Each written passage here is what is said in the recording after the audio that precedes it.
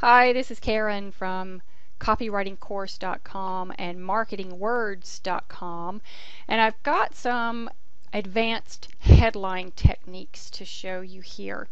I want to give you some examples and show you how headlines should work when you do them correctly, and how subheadlines integrate into your copywriting. These are not things that you just pull out of the air and stick on a page. They have a purpose and they should work together, not separately. So let me click over to our first example and I'll show you what I'm talking about. This is from the extendlife.com website. They are manufacturers of top quality all natural nutritional supplements, and they're located in New Zealand. And for this particular product, people were coming to the website from a PPC campaign focused on heartburn. The headline here that you see leads into some bullet points that are also eye-catching almost as much as a headline is, and then we go into a subheadline or two that are designed to keep people interested and keep them reading the copy.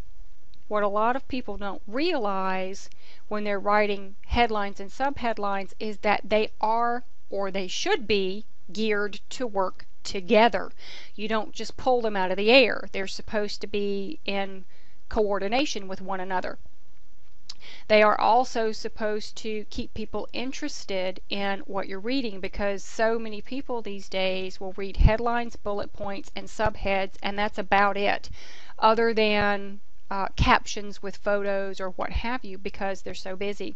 So up at the top we have tired of chemical solutions to heartburn, ready for a gentle all natural option. The tiny kiwi fruit may hold the answer. That's designed to pique their curiosity. What in the world could a kiwi have to do with solving a heartburn problem?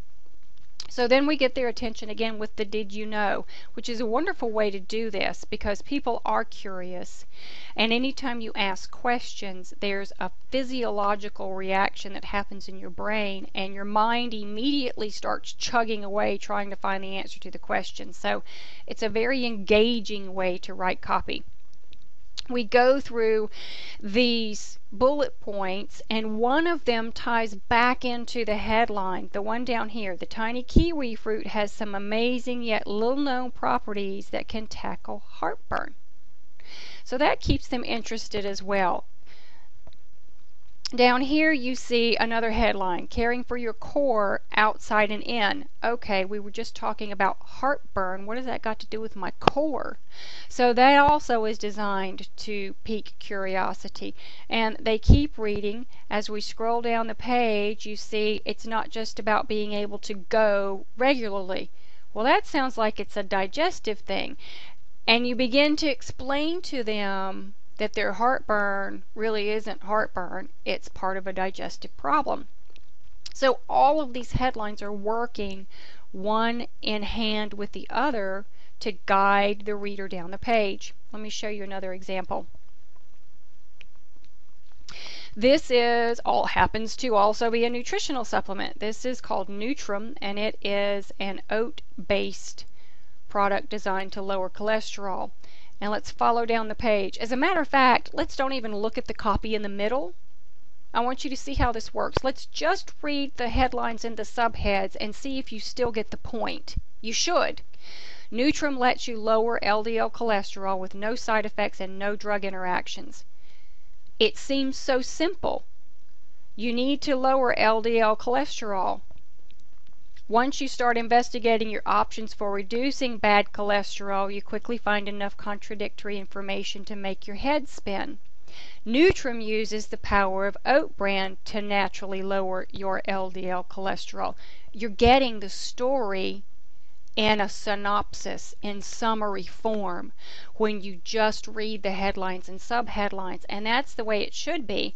And if you scroll down, you continue to look at what else is on the page, you will find that it continues in exactly the same fashion.